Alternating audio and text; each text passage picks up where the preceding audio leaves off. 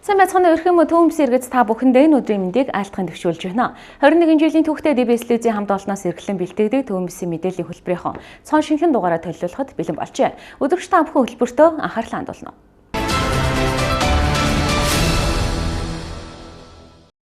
Эхний мэдээллийг танилцуулъя. Дархан аймгийн нэгдсэн эмнэлгийн хүүхдийн засгаараа ажлын өдөртөө 60-аас 80, харин амралтын өдрүүдэд 150 гаруй хүүхдэд эмнэлгийн яаралтай тусламжийн үйлчлэгийг үзүүлэн өндөр ачаалттай ажилладаг билээ. Тэгвэл яаралтай тусламжийн эсхийн цэвэр бохир усны инженерийн шугам хоолой урсгал зохион байгуулалт нь алдагдаж, тоног төхөөрөмж хуучирч эвдэрсний улмаас халдвар хамгааллын дэглэм алдагдах эрсдэл бүхий нөхцөл байдал үүссэн байсан. За энэ нь хүүхдийн тасгийн эмч сувилагчдын ажиллах нөхцөл байдал ихээхэн хүндрэл учруулсан байна. За Дархан улсын хувьцаат компани нэгдсэн эмнэлгийн хүүхдийн засгийн шугам хоолой ашиглалтын тоног төхөөрөмжийг шинжилэн засварлаж өнөөдөр хүлээл өгчээ.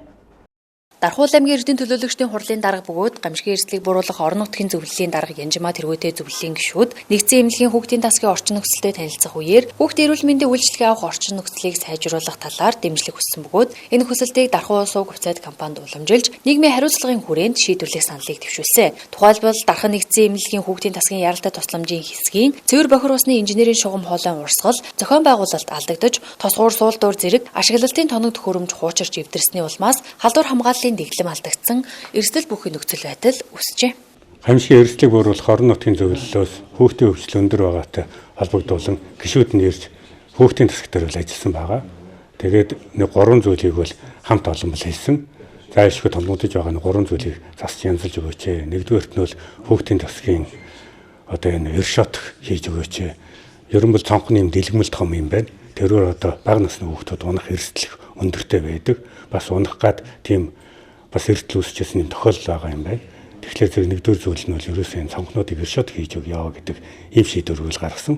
Хоёрт нь бол одоо яг яралтай тусламж дээр нэн тулгуундаж байгаа одоо тоног төхөөрөмж дээр дэмжлэг үзүүлээч гэдэг. Энийг л бас шийдвэрлэж өгөхөөр шийдсэн байгаа. Яг эмч ажилчдад үйлчлүүлэх тусламж үйлчлэгээ үзүүлэхэд одоо ариун цэврийн асуудал хүнд байна. Энэ дээр нь ялангуяа хүн үйлчлэх болгондоо гараа угаадаг. Гэтэл карант гэж байдгүй. Энийг шийдвэрлэж өгөөч гэсэн ийм 3 саналыг бол тавьсан. Иргэдийн урлагийн дарга маань бол за эхний 2 асуудлыг бол яг орон нутгийн эрсдлийг бууруулах одоо төсвөөс өмнө хийж болох юм байна. За хоёр дахь нь бол нийгмийн хариуцлагын хүрээнд одоо санал тавья гэдэг ус сувгт бол одоо иргэдийн урлагийн дарга маань санал тавьснаар бол ус сувгийн хамт олон маань бол яг нэг 7.9 сая төгрөгийн төсөв гаргаж нэлээд холоос энэ одоо сувг шуудмын татаж одоо энэ карантыг бол тавьчихсан байгаа. Энэ бол харахад өөрөө нэг жижигхэн карант боловч энэ бол одоо яг халдвар хамгааллын чиглэлд бол зайлшгүй хийгдэх тулгымцсан асуудал байсан. Тэгээд ийм сайхан үйл ажиллагаа эрхэлж өгсөн сувгийн хамт олондоо бол чин сэтгэлийн халуун баяр хүргье. Дээрээс нь бас яг хүүхдийн төлөө заа гэж хэлж байгаа хүн бүрт энэ үйлс нь дэлгэрэх болтугай гэж ерөөсдөө Дархан аймгийн нэгдсэн эмнэлгийн хүүхдийн засгийн хүлээн авах маань ер нь бол жилийн жил ачаал улам нэмэгдэж байгаа. Ялангуяа сүүлийн 5 жилийн хугацаанд бол одоо 100 болохоор ханаа томоо багасдаг байсан бол ер нь бол энэ өвчлөл маань улам нэмэгдээд энэ хэвдэл хүртэл 50-аас буухай болсон ирж байгаа хүүхдийн тоо багадаа 60 тэгээ бүр 200 хүртэл ингээд ирж байгаа. За энэ үед бол мэдээж хэрэг халдвар хамгааллыг бид нар барьж ажиллах ёстой. Хүүхдээ үзээд арай нэг хол зайд очиж угаадаг ингэж нөгөө нэг эмнэлгийнхаа халдвар хамгааллыг сахидаг байсан бол яг энэ асуудлыг өнөөдөр ингээд шийдэж өгсөнд мэдээж энд дүүшлүүлж байгаа иргэдийн хүлээлт чирэгдлийг бууруулах нөгөөдөөгөр яг нөгөө халдвар дамжихаасаа сэргийлэх нэлээд том ач холбогдолтой юм үйл ажиллагааг бас ус компани нийгмийн хариуцлагын хүрээнд бас шийдэж өгсөнд хувийн зүгээс болон байгууллага хамт олонныхоо зүгээс бол талархлаа илэрхийлье. За ус хувьцаат компани маань ер нь жил болго нийгмийн хариуцлагын хүрээнд нэгдсэн эмнэлэгтэй бол хамтран ажилладаг. Энэ хүрээнд одоо тэг хүүхдийн талбайг тохижуулж ийсэн мөн яг энэ нэгдсэн эмнэлэгний шаардлагатай байгаа компьютер тоног төхөөрөмж тэгээ энэ бусад одоо шаардлагадах яг нэн тулгарсан байгаа асуудлууд дээр бас ингэж хамтарч ажиллахад талархлаа илэрхийлье. Байгууллагынхаа өөрийн нөгөө онцлог буюу яг мэрэгжлийн түвшиндээ бас яг энэ хүүхдийн тасагт ажиллаж байгаа энэ яг хүлээн авах дээр ажиллаж байгаа иргэдэд үйлчлэх нойлын бас агааржилтаа асуултыг нэг төвдөр бас мэрэгжлийн хүмүүсээр нь онцлуулад боломжтой бол засч өгөө илэрхийлсэн байгаа. За тэгээ энд бас талархлаа илэрхийлье. Дархан улс хувьцаат компанийн удирдлагууд хамт олон нийгмийн хариуцлагын хүрээнд өөрийн хөрөнгөөр дотор цэвэр бохир усны шугамыг стандартын дагуу шинжилэн засварлаж шин тосгуур байрлуулан өнөөдөр буюу 2026 оны 3 дугаар сарын 13-ны өдөр хүлээлгэн өглөө. Маш чухал ажил ачтай point. Тосгуурлыг суурилж өгсөн ахын ус суугийн хамт олондоо маш их баярлалаа. За энэ бол бас хүүхдэд оруулж байгаа хүч нэмэр хүүхдийн төлөө ажил байлаа. За баярлалаа танартаа. За Дархан улсын вебсайт компани жил болгон нийгмийн хариуцлагын хүрээнд олон арга хэмжээнүүдийг зохион байгуулдаг. За ер нь бидний гол баримтлагдаг чиглэл өөрөө за хүүхэд эрүүл мэнд хөгжлийн бэрхшээлтэй иргэд ахмад насны төлөөгөө зориулсан одоо нийгмийн хариуцлагын арга хэмжээнүүдийг жил болгон хийдэг.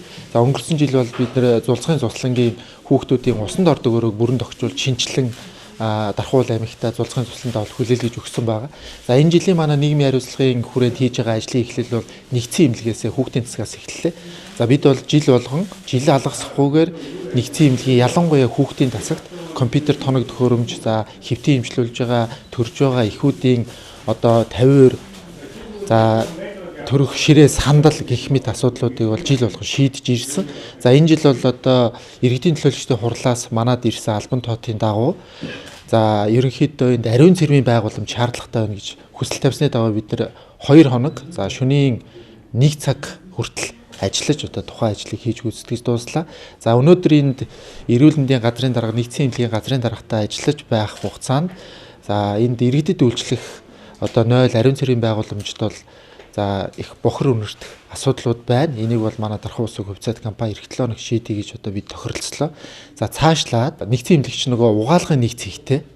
За тэрэндээ одоо ингээд халдвар төвчөнтөө иргэд за тэгээд одоо төрсөн ээжүүд гэх мэт олон зүйлүүдийн одоо ор хүнчлийн даавнаас ахуулаад зүйлүүдийг угаад юм байна. Тэр нь нэг угаалгын машинтай болохоор одоо нийлүүлж яагаад ингээд багц. За энэ нөөрэ бас нөгөө эрүүл ахуйн шаардлага халдвар хамгаалтын дэглэмтэйгээ бол зохицох юм үгүй юу гэд одоо эмнэлгийн дарга маань энэ асуудал дээр иргэдийн хурлын дарагт боллоо суугтаа ингээд дахиад санал тавьж та бүхэн боломжтой бол дэмжиж өгөөч гэсэн хүсэлтийг тавьж байна. За бид энийг одоо өөрсдийнхөө төсөв санхүү хууль дүрм нормын дагуу үзээд боломжтой бол одоо нийгцэн эмнэлэгтээ энэ асуудлыг шийдэж өгье гэсэн төлөвлөгөөтэй байна. Тэгээд дархны иргэд аж ахуйн нэгжүүд энэ эмнэлэг эрүүл мэндийн байгууллага бол хүний одоо амьдралын хэв маягаас хамааран олон одоо шинэ өвчлөлүүд бий болж байна. За тэрэн дээр зөндөө тоног төхөөрөмжүүд асуудлууд энд байгаа учраас чадах чадхаараа эмнэлгээ дэмжицгээе гэж уриалъя. Та бүхэнд баярлалаа.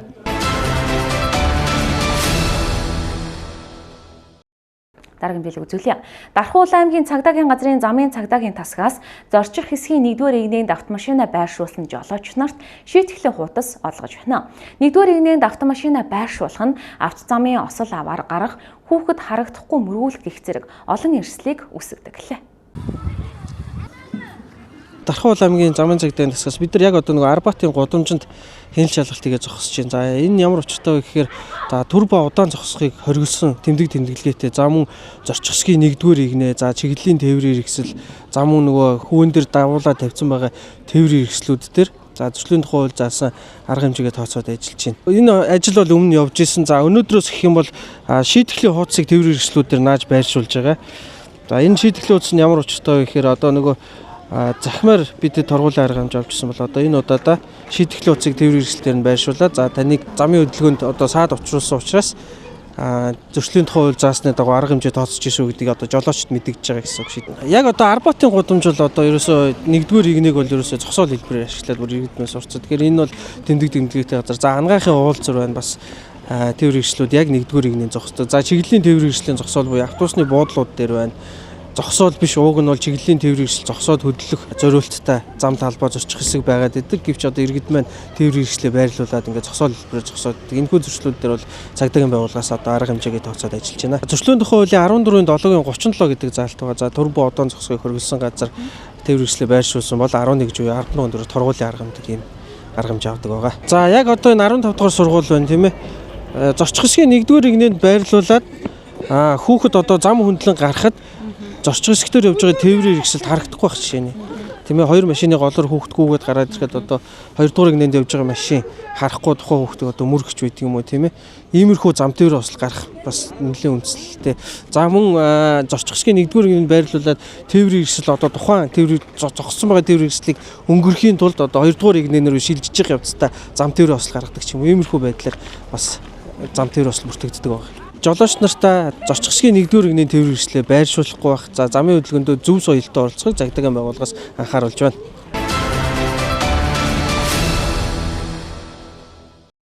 Хөтөлбөр үргэлжилж байна. Ерөнхий боловсролын сургуулийн Ахлах ангийн сурагчдын хувьд би ирээдүйд хэн болох вэ? Хаана ямар сургуульд боловсрол эзэмших вэ гэдэг чухал асуулттай тулгардаг үлээ. Тэгвэл өнөөдөр олон мэргэжлийн байгууллагууд хамтран тэдэн чиглэсэн хэрэгцээтэй зөвлөгөө мэдээллийг нэг дор төвлөрүүлэн хүргэсэн юм. Ингээд залуучууд театраас бэлтгэсэн мэдээллийг одоо үзүүлнэ. Дархан аймгийн насан туршийн суралцсан төвөөс ажил мэргэжлийн чиг баримжаа олгох хөтөлбөрийн хүрээнд боловсролын зээлийн сантай хамтран Дархан аймгийн 9-өөс 12 дугаар ангийн сурагч эцэгчүүдэд зориулсан мэдээлэл зөвлөгөө өгөх боловсролын өдрөлгийг зохион байгууллаа. Суралцагчдыг ирээдүйн зорилгоо тодорхойлох, өөрийн боломж чадвартаа төхөрсөн ажил мэргэжлийг хэрхэн зөв сонгох, цаашдын суралцах үйл ажиллагаагаа зөв төлөвлөхөд нь дэмжлэг үзүүлэх зорилгоор энэхүү өдрөлийг зохион байгуулж байгаагаа онцлсан юм а. Өсвөр насны хүүхдүүдэд ажил мэргэжлийн чиг баримжаа олгох хөтөлбөрийн хүрээнд зохион байгуулж байна. За энэ үйл ажиллагаанд маань бол боловсролын зээлийн сан, за боловсролын Дархан аймгийн боловсролын газар, соёл спорт аялал жуулчлал залуучуудын газар, хөлмөр халамж үйлчилгээний газрууд ингээ хамтран ажиллаж байна. Ер нь бол энэ үйл ажиллагаанд маань өнөөдөр ЕБС-ийн суралцагчдын төлөөлөл, тэдний эцэг асран хамгаалагчдын төлөөлөл, багш сурагчдын төлөөлөл ингээд оролцож байна. Үйл ажиллагаа маань бол бас нэлээд өргөн олныг хамарсан сайхан арга хэмжээ болж байна. Иргэд маань бол маш их сэтгэл ханамжтай үйлчлүүлж байна. За мөн энэ үйл ажиллагаанд Дархан аймагт үйл ажиллагаа явуулж байгаа ихтэй сургуулиуд маань оролцож байна. Нийт 15 орчим ихтэй сургуулийн төлөөлөл, мөн дотоод хэргийн их сургуулийн шийдвэр гүйцэтгэх албаны сургуулийн хамт олон ингээд оролцож байна. Үүнсээ Монгол улс болвол 0-оос 35-38 насны 75 хүртэл байд юм байна. Үүнсээ 3.5 сая хүний 75% нь жинхэнэ хүүхэд залуучууд тэгээд одоо гэр бүлээ төлөвлөсөн байгаа залуучууд. Энэ юу гэсэн үг вэ? Дэлхийн хэмжээнд боловсролын эрэлт маш өндөртэй ус гэж Монгол улсыг тодорхойлд юм байна. Үндсэндээ цэцэрлэг, сургууль, дээд сургууль, коллеж, за магистр, доктор гэсэн энэ насны иргэдтэй Монгол улс залуусын орн. Тэгэхээр боловсролын эрэлт тэр чигээрээ өндөр байна. Тэгвэл энэ боловсролын эрэлтийг дагсан Монгол улс хүүхэд залуучуудад ямар боломж олгож байгаа юм бэ? Зээлийн сангаар дамжуулаад цэвэр мөнгөн бодит хүний хөгжлийг хөрөнгө оруулалт яаж хийж байгаа гэдэг мэдээллийг хүүхдүүдэд хүргэлээ маш сэтгэл өндөр байна. Одоо ирээдүйдээ ямар мэргэжил сонгох аягүй их чухал. Тэгээд эндээс ирээд ийм сургуулиудын ийм үйл ажиллагаатай сургуулиуд миний мэдгүй ч гэсэн сургуулиуд байсан. Тэгээд аягүй олон тийм сургуулиудын талаар мэдэж авах. Бизнес тал руугаа явъя гэж бодож байна. Нэгтлэн бодогчоор сурдаг мүү гэж бодож байна. Монгол Улсын их сургуулийн Солонгос руу 2 жил, Монголд 2 жил гэдэг тийм сургууль байсан. Тэр сургууль надад аягүй их таалагдсан. Ахлах ангид орж ирээд өөрийнхөө сонирхолд тааруулаад өөрөөгөө таньж мэдээд за би яг ямар мэргэжлэр ямаар байна, би ямар хичээлдээ дуртай байна гэдэг ч юм уу. Ер нь бол өөрийнхөө сонирхлыг тодорхойлоод тэгээд тэрнийхээ дагуу сурах юм бол арай ашигтай гэж бод. Би ер нь мэргэжлээ ер нь сонгоцсон байгаа. Хүмүүс хүүхдүүд ер нь манай үеийнхэн ч гэсэн бүгд мэргэжлээ сонгоцсон л. Би өөрөө нэг космо хөтөлбөрт IT инженерээр суралцдаг хгүй юу. Тэрээ сонгож ивэл манай high school хөтөлбөрт оролцоорой. Манайх Японтай хамтарсан гэрээтэй. Тэгээд хэрвээ сайн бол 4-5 дугаар курстэй Японд суралцах боломжтой. IT инженер, механик инженер, хүрээлэн уурсны инженерээр суралцаж байна. Өдрөлийн үеэр боловсролын зээлийн сангаас холгох зээл тусламж, тэтгэлэг болон эрэлттэй тэргүүлэх мэргэжлийн талаарх мэдээлэл өгсөн бол аймгийн боловсролын газраас эсэлтийн эрхээ шалгалтанд амжилттай бэлтгэх арга зүй. Мөн ерхий боловсролын сургуулийн бүрэн дунд боловсролын гэрчлэгээний голч үнэлгээ тооцох аргачлал. Соёл урлаг аялал жуулчлал залуучуудын газраас Америкийн нэгдсэн улсад болон гадаадад суралцах хүсэлтэй оюутан залуус зориулсан зөвлөгөө мэдээлэл, харин хөдөлмөр халамж үйлчилгээний газраас хөдөлмөр эрхлэлтийн талаар мэдээлэл, ажил мэргэжлийн чиглэлээр танилцуулах зөвлөгөөг тус өргөлээ. Дархан аймгийн хөдөлмөрлөлтийг дэмжих чиглэлээр 2026 онд хийгдэх ажлууд за ялангуяа өнөөдрийн үйл ажиллагаанд одоо оюутан залуучуудад зориулсан ажил мэргэжлийн чиг баримжаа, за стартап гарааны хөтөлбөр, мэргэжил сонголт дээр хэрхэн яаж хамтарч ажиллах талаар мэдээлэл өгөөд оролцож байна. За энэ боловсролын одоо энэ арга хэмжээ бол ерөнхий боловсролын сургууль 9-ээс 12 дугаар анги ялангуяа энэ Ахлах ангийн сургууль маш их хөгжлөө олгох нэг дор авч чадж байгаа энэ арга хэмжээ байна гэж байна. Өдрөлийн үеэр мөн мэргэжлийн боловсролын байгууллагууд сургалтын байгууллагуудын танилцуулга үзэсгэлэн дэлгэгдсэн юм а.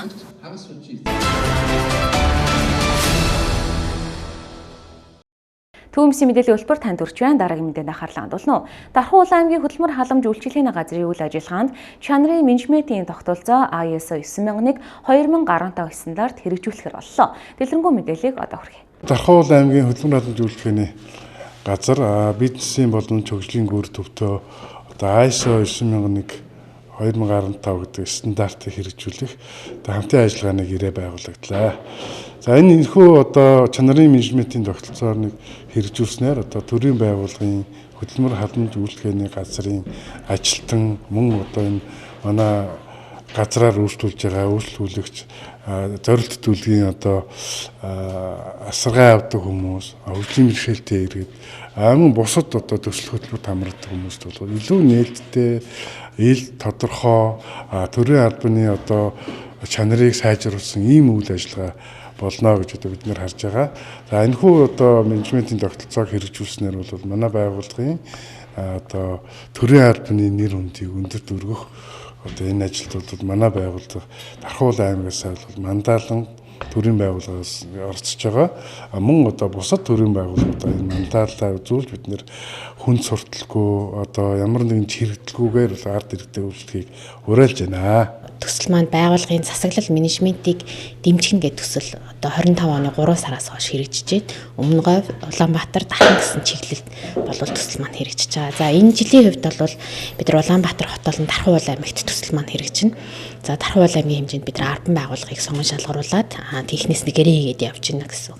Тэгэхээр энэ төсөл маань Европын хамтын ажиллагаатай байгууллагуудын нийгэмлэг олон улсын байгууллагын санхүүжилтээр 50% одоо энэ зөвлөх үйлчлэгийн үнийн дүнгийн 50% хөнгөлж байгаа гэсэн үг. За тэгээ ер нь ягаад стандарт гэж ярихаар бид нар одоо юу гэдэг бүтээгдэхүүний стандарт талахыг яаж хийх юм, нэг стандарт тэгээ зам талбайг яаж ярих гэдэг стандарт яриад байдаг. Энэ бол бүтээгдэхүүн үйлчлэгийн стандарт байхгүй юу? Бидний яриад байгаа одоо энэ менежментийн тогтолцооны стандарт гэдэг маань жишээл хөдөлмөр халамж үйлчлэгээний газрын үйл ажиллагаа бусад 21 аймагтаа үнэхээр сайн юм а гэдэг юугаар нотлох юм бэ гэдэг асуудал үүсэж байгаа биз.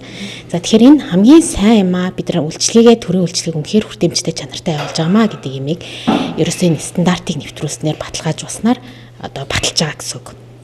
Нотолж байгаа гэсэн. За хувь хүний хувьд ч гэсэн те. За жишээлбэл газвлаг гэдэг хүн хамгийн сайн юм а гэдэг юугаар нотлох юм. Тэгэхээр бид нар энэ менежментийн тогтолцоо гэдэг юмар л баталгаажуулдаг гэсэн үг. Тэгэхээр Дархуул аймгийн одоо хэмжээнд үйл ажиллагаа явуулж байгаа ямар ч байгууллага энэ төсөлд хамрагдах бас боломжтой, нээлттэй байгаа. Жишээлбэл соёл урлагийн байгууллагууд байж болно, тийм ээ. Бүр жижиг дунд үйлдвэрлэл эрхэлдэг байгууллагууд байж болно, төрийн байгууллагууд байж болно. Гэх мэтлэнгээр ер нь бол одоо аймгийн хэмжээнд бид нэр үнэхээр байгууллагын үйл ажиллагааг олон улсын жишгт нийцсэн одоо минимум шаардлагыг одоо хангах хүсэл сонирхолтой, байгууллага хөгжүүлэх сонирхолтой, тэнд байгууллагад ажиллаж байгаа хүний үйл ажиллагааг маш оновчтой, одоо ойлгомжтой байлгах энэ зохицуултуудыг хийж сонирхож байгаа бүх байгууллагын төсөл маань нээлттэй байгаамаа. Тэгээд энэ стандартыг нэвтрүүлснээр хөдөлмөр халамж үйлчлэгээний газар маань хөдөлмөрлөхгүйд хөдөлмөрлөлт зуушлуулж байгаа. Тэгээд халамжаас хөдөлмөрлөө шилжиж байгаа энд үйлчлэгээ авж байгаа бүхэл иргэдийн сэтгэл ханамжид нийцсэн үйлчлэгийг явуулах. За нөгөө талдаа бол тэр нийцсэн үйлчлэгийг явуулж байгаа шүү гэдгээ баталгаажуулах. За бас нөгөө талдаа бол яаж юм гэхээр хамтын ажиллагаанууд өрнөж байгаа, хамтарч ажиллаж байгаа байгууллагууд хоорондын уялдаа холбоог сайжруулах. За байгууллага өөрөө хүнийхээ нөөцийн одоо хүний нөөцийн ур чадварыг олон улсын жишгт нийцүүлж байгаа. Ийм тооцох юм бол маш олон одоо чухал ур чадваруудыг одоо чухал алхмуудыг бол хийж байгаа ийм чухал зүйл рүү тэмүүлж байгаамаа гэдгээс хэлмээр байна. Даргамдээ Дархуул аймгийн хэмжээнд томуу төстэй өвчний халдварын тархалт өндөр байгааг анхааруулж байна. Томуугаар ихэвчлэн 0-5 насны хүүхдүүд өвчилж байгаа бөгөөд өдөрт дунджаар 70-90 хүүхэд, харин амралтын өдрүүдэд 170-200 хүүхэд томуу төст өвчний шинж тэмдэгтэйгээр эмнэлэгт хандан үзүүлж байна гэлээ. Дархуул аймгийн нэгдсэн эмнэлгийн хүүхдийн тасгийн ачаал ерөнхийдөө одоо цагаан сар мартын 8-наас хойш бол нэлээд ихсэж байна. Хүүхд хэвдэж байгаа хүүхдийн тоо бол 90-с дээш. За өдөрт энгийн өдөр бол өдөрт 70-аас дээш, амралтын өдрүүд бол 170-аас 200 гаруй хүүхдүүд ирж үзүүлээд буцаж байна.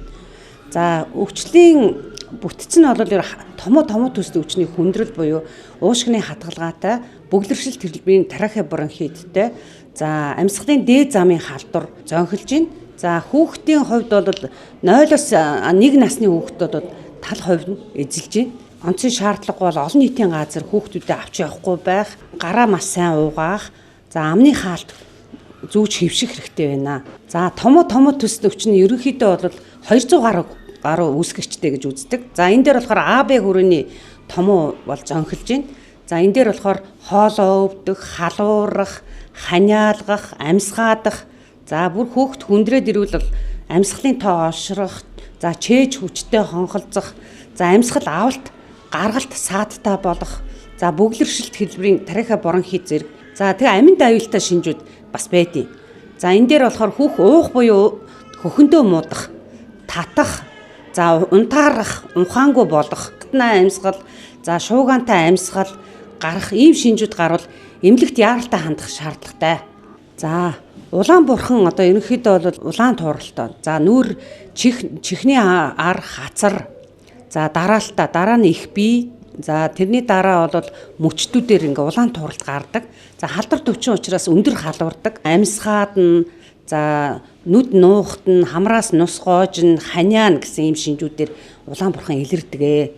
За хамгийн гол нь бол энэ бол контакт буюу те хавтлын анонистой хүүхдүүдэд голцоо одоо ийм шинж гарвал яаралтай халдвартын хүлээн авахаар үзүүлээрээ. Менингококцемия тууралт. За энэ дээр болохоор мэдээж бас нууц үедээ бол хамар залгуурын арын өрөвсөлтөө ингэж явж байгаад хүүхдийн биеийн байдал одоо тухайн одоо тий биеийн байдлаас шалтгаалаад цусаар үржээд цусан ийм улаан тууралтууд гардаг. Үхжилт улаан цусан тийм тууралтууд гардаг. Хөлийн шилб, гуй, хонгоор гардаг. За тэрвээ тэгээд цаашаа хүндрүүлэл менингитээр хүндрэх энэ өндөр ийм хүндрэлтэй ийм өвчин байна. За тэгээд тэнийгээс сэргийлэхийн тулд мэдээж бас л түрүүн хэлсэн тий амны ам хаалтаа сайн зөөх, за халдваргүйдэх уусамлаар хоолоогоо сайн зайлах. За тэгээд онцгийн шаардлагагүй бол хүүхдээ бити авч яв, гараа сайн угаах. Тийм өвөрмөц бас сэргийлэлтэй байна. Халдвараас урьдчилан сэргийлэхийн тулд хамар хоолой, цочмог болон архаг өрөвслийг мэрэгжлийн эмчийн зааврын дагуу бүрэн эмчлүүлэх, өглөө босоод оройн унтахын өмнө бүлээн ус, нимбэг цармис, царвангийн уусмлын аль нэгээр хоолоогоо тогтмол зайлах, менингокок халдварын эсрэг вакцины хамрагдах, өрөө тасалгааг агаржуулах, өдөр бүр чихтэй цэвэрлэгийг 2-оос доош удаа хийх, биеийн дархлааг сайжруулах, витаминаар баялаг хоол хүнс хэрэглэх, улирал тохируулан дулаан хувцаслах, хүйтэн сэрүүний улиралд малгай оролт биелийг тогтмол өмсөх хэрэгтэй. Иймд эцэг их асран хамгаалагчид эмч мэрэгжилтнүүдийн өгч буй зөвлөгөө мэдээллийг дагаж мөрдөх, өвчин тохиолдолд хугацаа алдалгүй эмнэлэгт хандах шаардлагатай байна.